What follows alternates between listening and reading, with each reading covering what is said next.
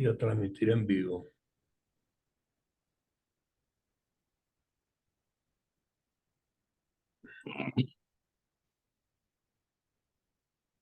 Amigos de Radio Victoria, Ojo con Eso Televisión, estamos de nuevo con el profesor Genaro Mosquera en su segmento de todas las semanas, Itinerario Académico. A través de Radio Victoria, Ojo con Eso Televisión, en esta nuestra alianza con Benamérica y la Escuela de Gobernanza Benjamin Franklin, queremos tocar el tema, la investigación universitaria hoy día, profesor, y cómo perfilarla a futuro, porque los tiempos están bien convulsos en todos lados, todas las esferas están readaptando, innovando, procurando acoplarse a una cantidad de cambios que se anuncian, pero que todavía no se terminan de ver. Entonces, yo creo que la academia aquí es fundamental, pues, que opere como tiene que operar o como operaba, o que definitivamente se reinvente de una buena vez y que se establezca mundialmente de qué forma se van a preparar los individuos del futuro. Bueno, justamente una de las funciones primordiales de las universidades son sus diseños y departamentos de investigación. Y lamentablemente en Venezuela, pues, y en muchos países de América Latina, lo que está ocurriendo es que la investigación pasó a un segundo plano como consecuencia de la ausencia de un financiamiento adecuado para mantener las líneas de trabajo que usualmente profesores titulares y profesores de categorías importantes pueden desarrollar. Eso tiene que ver con varios factores, ¿no? En primer lugar, el estatus socioeconómico de cada país, que está afectando decisivamente el financiamiento de la educación y obviamente de la investigación. En el caso particular de Venezuela es más grave porque las universidades han sido sometidas al yugo de ser financiadas directamente por el Estado, lo cual significa que las nóminas y las partidas que tienen que ver con la investigación están siendo filtradas, manejadas interesadamente por quien maneja la administración universitaria. Eso ha determinado un deterioro enorme que hace perder los rankings, como ya está ocurriendo. Estamos retrocediendo significativamente porque, en buena medida, los parámetros de medición de los rankings universitarios se miden es a través de los soportes investigativos. Eso es en primer lugar. En segundo lugar, el éxodo de investigadores hacia otros lugares ha sido determinante por cuanto las condiciones de trabajo no son convenientes, no son ni siquiera autofinanciables. Es más, el deterioro del salario ha determinado que investigadores de cierto prestigio se muevan a lo largo y ancho del globo buscando oportunidades y la vinculación con centros de investigación que están desarrollando sus propias líneas de interés. Esos dos efectos son mortales porque hacen retroceder a la academia de una forma determinante.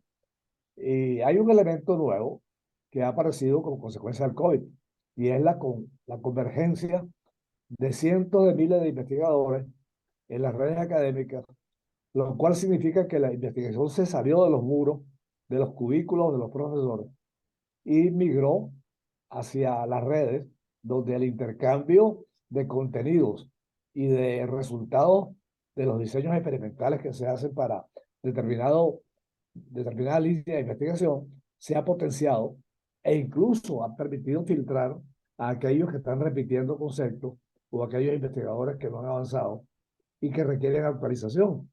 De esa manera, pues tenemos un nuevo elemento que es que la investigación se está haciendo global. Y el mejor ejemplo es el COVID, por cuanto la vacuna fue desarrollada en tiempo récord como consecuencia del concurso de cientos de miles de investigadores que se pusieron de acuerdo y tomaron lo mejor de sí, los mejores trabajos de investigación para conformar una salida inmediata del tema de la pandemia. Eso se está transmitiendo a otros sectores, especialmente el tecnológico. Ajá. Ahí la inteligencia artificial, Big Data y todas esas, las cadenas de nube, todo eso está en este momento avanzando a gran velocidad y los investigadores se han montado sobre esa nube, efectivamente, para intercambiar sus avances y eso hace que la tecnología esté avanzando mucho más rápido que inclusive que en años anteriores. Claro, desde el punto de vista de contenido, de información, de datos generales, pero cuando en las universidades teníamos, por ejemplo, prácticas de campo en ciertas profesiones, había que ir a empresas o había que ir a laboratorios específicos de parte del alumno con la asignación de una tarea por parte de los docentes y regresaban pues con un cúmulo de conocimiento al ojo por ciento. ¿Cómo hacer hoy? Sí. Porque es difícil combinar las indicaciones que se puedan dar por las redes en ciertas áreas y profesiones con respecto a dónde acudir para formarse en la práctica. Bueno, por eso son importantes los laboratorios y los esquemas de investigación de las universidades locales. Los Claro, laboratorios están allí, pero en Venezuela están destruidos. Entonces, ¿cómo se puede avanzar en universidades que han dejado de tener el hallado necesario para efectuar los diseños experimentales? Claro, cuando una gente somete sus, sus conceptos fundamentales a una red, obviamente los ha puesto de manifiesto sobre la base de los diseños experimentales comprobados y lo hace en su propio laboratorio. Pero la verdad es que frente al escenario de deterioro académico, de la ausencia de personal calificado que ha migrado y de laboratorios destruidos sin una política clara de qué es lo que hay que investigar, ya la cosa cambió y la respuesta institucional debe ser otra. En efecto, los problemas de la educación y los avances tecnológicos requieren reinventar la universidad. La verdad es que hay que desarrollar nuevas estrategias para poder revisar integralmente, de tal manera que resulten realistas y pertinentes, porque si no, este tema no va a poder avanzar claro. frente a una infraestructura que se quedó caduca en los tiempos. Esas expectativas, Va yo a tener, creo, necesariamente la academia va a tener que vincularse muchísimo entonces con los sectores verdaderamente productivos, con la industria, con la fábrica, en una alianza que les permita que lo que se hacía a lo interno de la universidad, en los laboratorios, se haga directamente en los campos de trabajo, que el alumno tenga unas asignaciones específicas para ir a conocer cómo operan tales cosas y regresar para que el docente lo pueda evaluar y comprobar que efectivamente pues, se obtuvo la práctica que se requiere para formarse plenamente, ¿no? justamente el lenguaje rutinario de la universidad en sus planteamientos fundamentales siempre aparece en la coyuntura universidad, comunidad, empresa. Eso es viejo, pero nunca se ha puesto en práctica. Pero ahora habrá que ponerlo en práctica, como tú dices.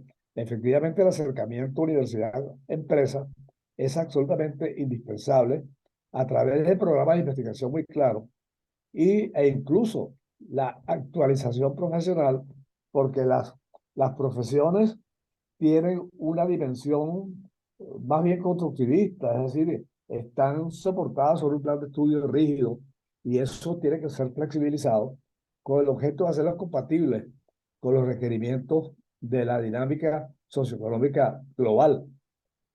En eso nos conduce a una reflexión vital y es que es emergente trabajar en nuevos modelos de universidad.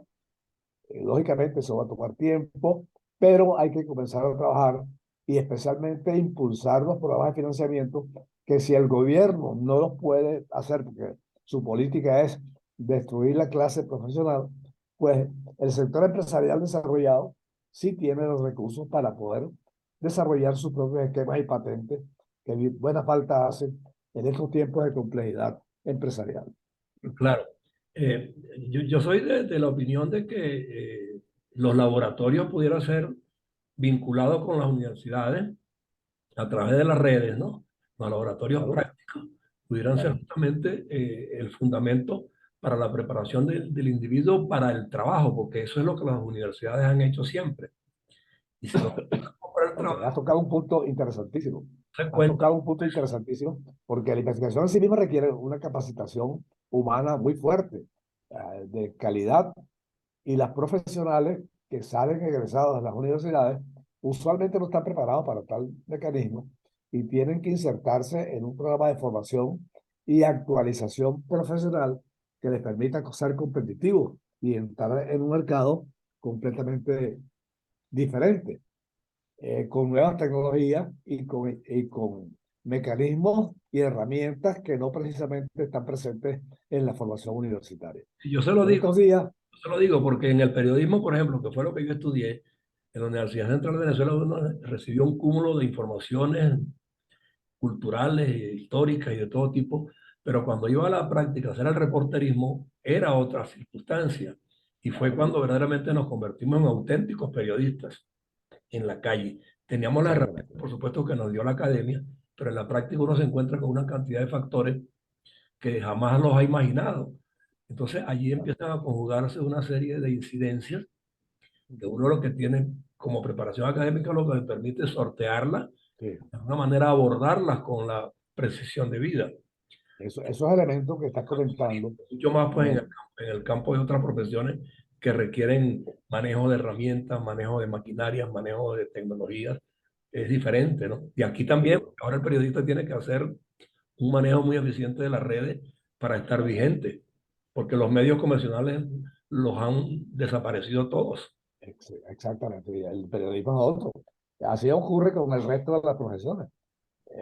Todo lo que hemos dicho está inscrito en un entorno que yo lo pudiese denominar grandes factores de cambio, ¿no? Es decir, que hay un flujo exponencial de información y de metodologías nuevas que tienen que ser del conocimiento de profesionales e investigadores.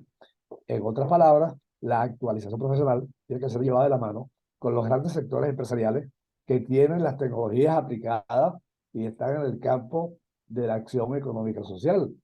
Y entonces los profesores tenemos que entender que no podemos estar sentados en un cubículo creando fantasías o imaginando el universo, sino que tenemos que estar en un proceso de formación adecuado y esos conocimientos compartirlos a través de los mecanismos de formación profesional con el objeto de que se puedan actualizar los, los conocimientos que tiene una profesión determinada. Eso es clave. Es decir, que mientras la mentalidad académica no cambie en el sentido de dejar las restricciones, de dejar las paredes y salirse de ellas y crear otro tipo de universidad, esto no se va a lograr.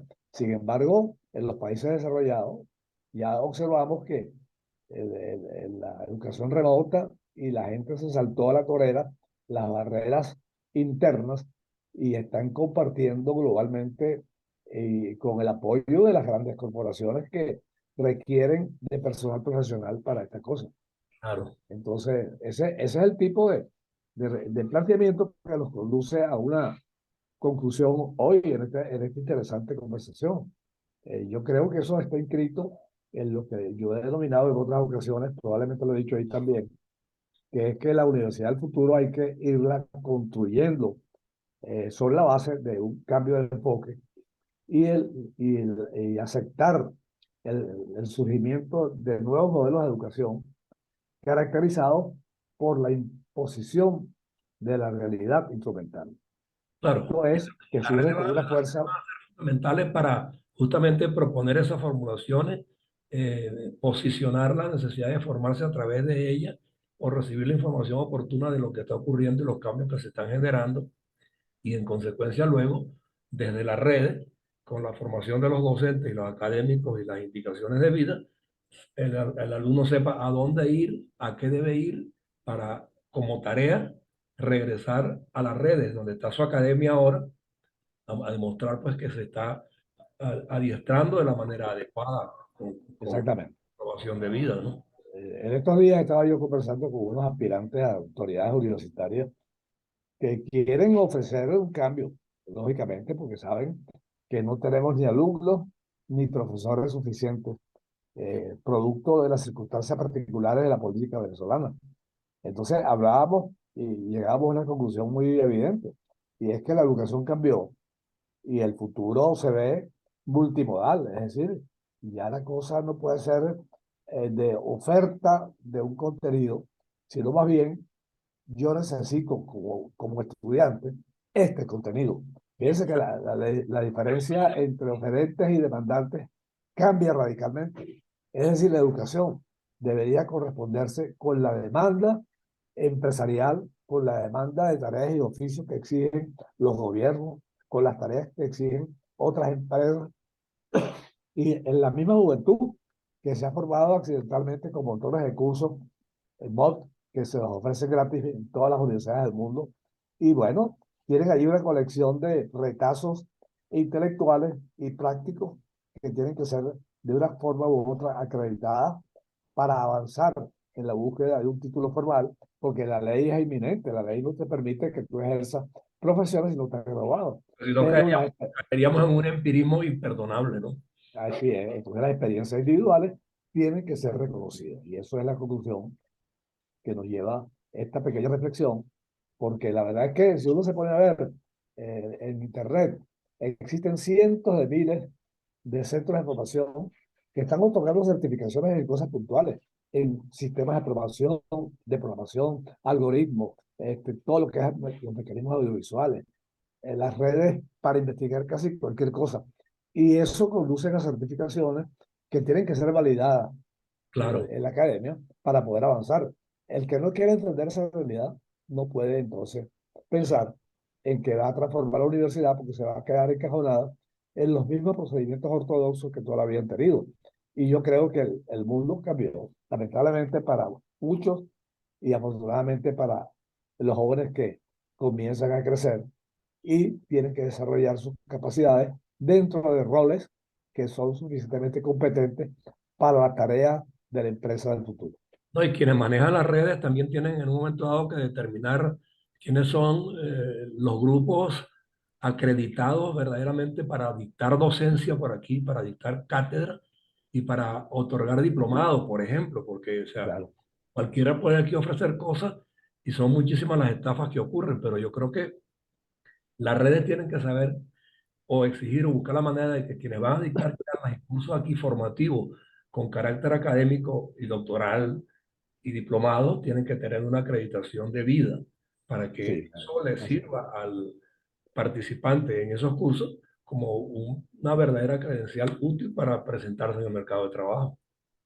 Me gustaría hacer una reflexión final sobre este aspecto tan importante. En estos días estaba yo también en una reunión de posgrado y estábamos examinando un requerimiento que prácticamente es mundial, ¿no? Dice, nosotros queremos saber, dicen los organismos institucionales internacionales y los propios nacionales, qué se está haciendo en la universidad en materia de investigación.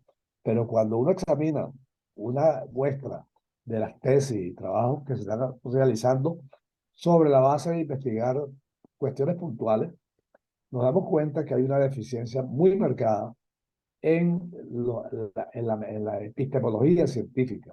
Es decir, que los marcos de referencia que dan origen a las líneas de investigación están siendo muy limitadas por desconocimiento de esa filosofía de la ciencia y sus aplicaciones en estos tiempos. Ah, Eso es una debilidad que tiene que ser resuelta a nivel interna de las universidades, porque las tesis marcan un dominio de estudio o una apreciación general sobre un tema y muchas veces ni siquiera se sabe exactamente dónde está siendo válida esa investigación. Conseguimos un segundo elemento, y es que los métodos de investigación no necesariamente y por lo general cumplen con los requisitos de probabilidades iguales, de métodos científicos que validen las certificación, inferencias que se hacen, y certificación. eso hay que revisarlo también. Y como si fuera poco, descubrimos que hay una ausencia de conocimientos tecnológicos, lo cual significa que la tecnoeducación no pasa del discurso porque la gente lo toma por las ramas, ve las redes sociales como un instrumento, pero no va mucho más a fondo de la cantidad enorme de instrumentos que están a disposición y que por desconocimiento no lo usan. Por ejemplo, incluso modelos de análisis de datos que la gente ni siquiera sabe interpretar sus resultados. Y entonces las conclusiones o inferencias que produce una investigación no son lo suficientemente válidas y ahí comienzan los problemas. Entonces, todo eso hay que resolverlo Claro. dentro del marco de la Universidad del Futuro, que es la que está marcando la pauta. Hay que revisar todo. La transformación universitaria es un hecho para las nuevas generaciones. Y Bueno, eso muy mientras los interesante. gobiernos no hagan nada, más bien ocultan ese trabajo porque no les conviene para mantener sus líneas de conducta ideológica, estamos fregados, estamos luchando contra un molino de viento. Y eso es lamentable, pero es la realidad en estos tiempos.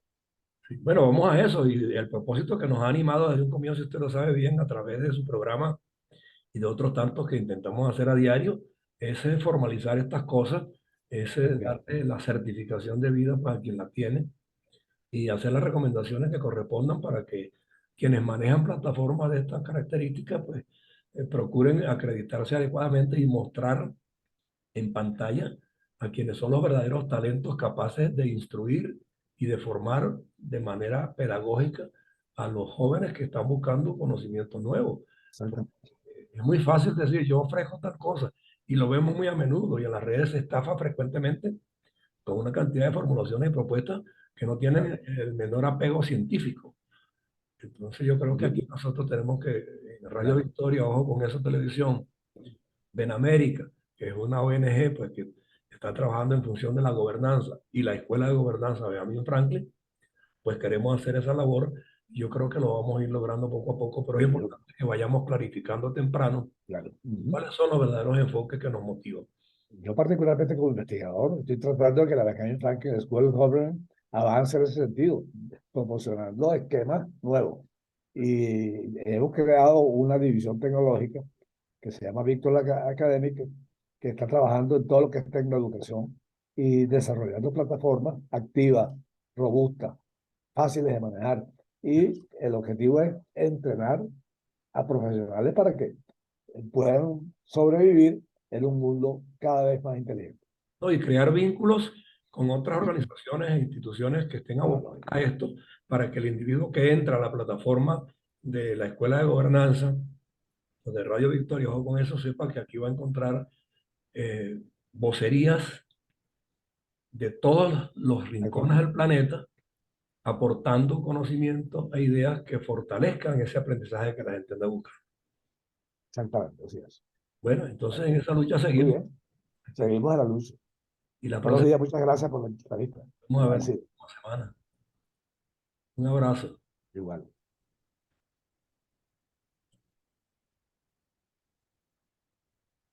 Bueno, quedó bien. Este, Sí, perfecto, creo que quedamos muy bien. Bueno, muy bien. Hasta luego entonces, José. Dificultades que había en las comunicaciones lo logramos. Sí, señor. Hasta luego, igual. Un abrazo, pues, gracias, profesor.